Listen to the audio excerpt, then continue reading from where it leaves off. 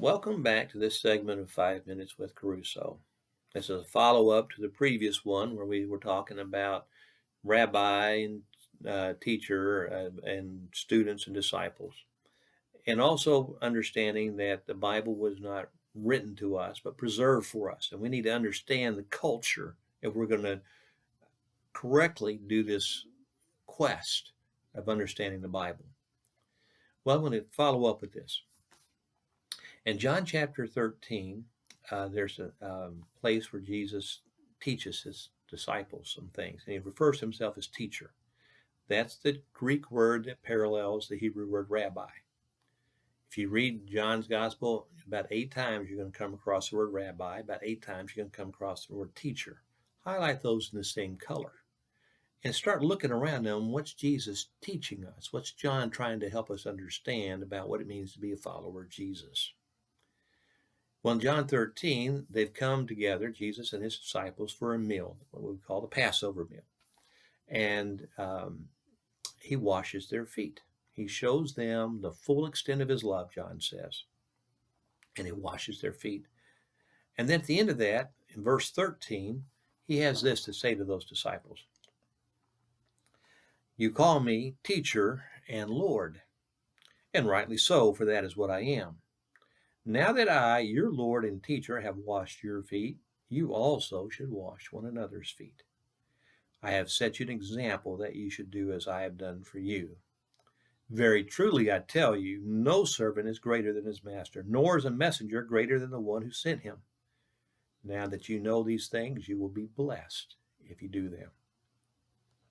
Now, people have taken this text and they've read it like Jesus was talking to them and in our time. And they started churches where they wash one another's feet. But that's not what Jesus is getting at. And we need to understand the culture, and understand what's going on. Then we'll know how to correctly apply this. So you see, in that time, people didn't walk around in shoes and socks like we do. They walked around in sandals or barefoot. And getting around usually involved walking.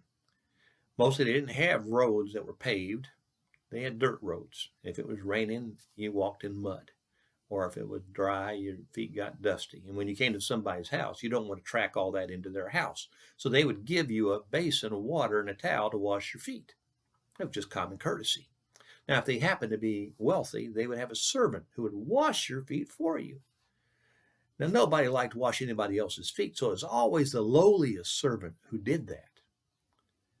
Well, you can imagine when these disciples came to this meal, and these disciples have this idea that this is a kingdom they're starting, and they think kingdom, Jesus is going to be the king, and they're all the time arguing about who's going to be the greatest in the kingdom, who's going to be his right-hand man, who's going to be second in charge, third in charge, and what's the pecking order going to be. And they come into this room for this meal, and there's this basin of water, and nobody washes their own feet. Well, why? Because they're too great. They're too important. Somebody else in the group should be washing their feet. And so they all recline around the table with dirty feet. And you can just see them staring each other down. You should get up and come wash my feet. But nobody's doing it. And Jesus sees this happening, and he gets up, the rabbi, and he washes their feet. And then he says to them, you need to understand this. Greatness is not given to you to have people serve you. If anybody's great in this group, it's me. And I'm using my greatness to serve you. And that's what he's teaching these disciples. He's saying, if you're going to be in this kingdom, you need to use the power and authority and the influence you have, not so that people serve you, but that you serve them. And that's the message Jesus wants us to learn. Now, wouldn't that be great if we understood that? Wouldn't that be great if our leaders, our government leaders, people we elect, people who have power in our society and influence and money and all this other stuff, if they understood they were to use that to serve other people, not to be weighted on themselves.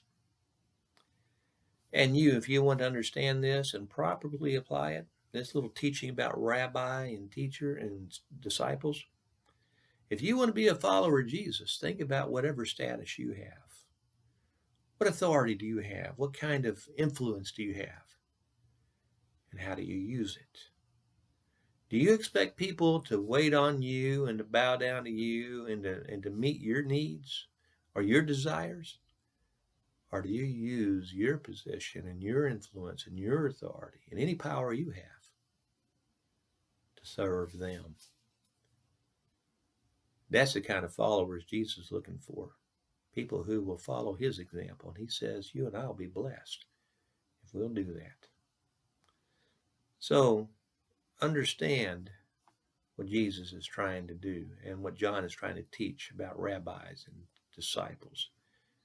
Be a disciple of Jesus. Follow his example and be blessed. All right. You know how to leave comments on this channel. So you do that or send me an email. Thank you and be blessed.